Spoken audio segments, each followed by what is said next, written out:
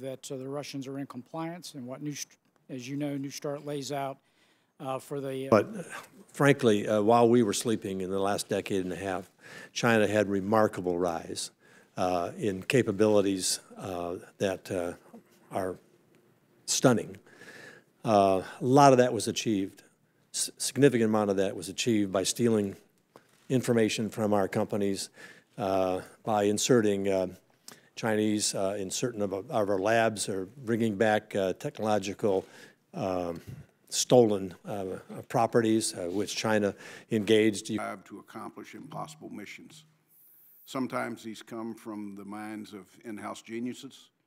Sometimes they're the fruits of successful... It's a serious issue that has to be dealt with. You are right on target in terms of saying that rule of law and international norms and fairness in trade and engagements is not the Chinese model.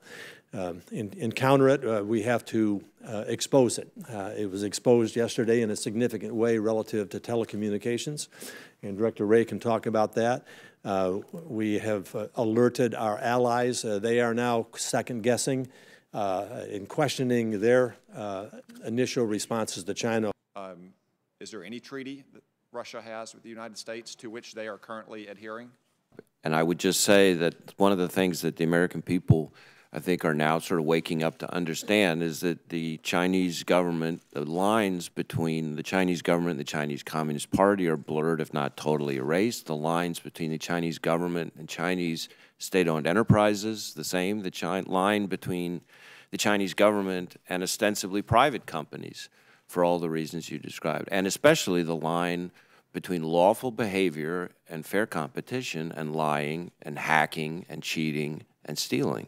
Syria, the Assad regime takes control of northwest Syria. And one of the things that I've been most encouraged about in an otherwise bleak landscape is the degree to which, as Director Coates was alluding to, American companies are waking up, American universities are waking up, our foreign partners are waking up. And it's one of the few issues that I find when I engage in the interagency and up on the Hill. Covering from one end of the spectrum to the other, there seems to be actually more consensus than I've ever seen before in my career. And I think that's a positive, and we need to build on that.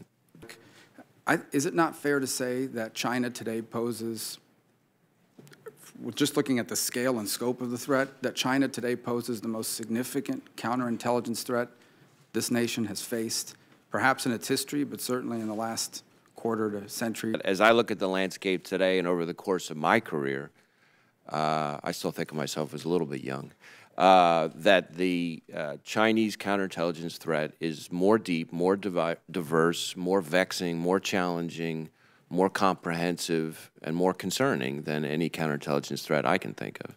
Again at 1 o'clock.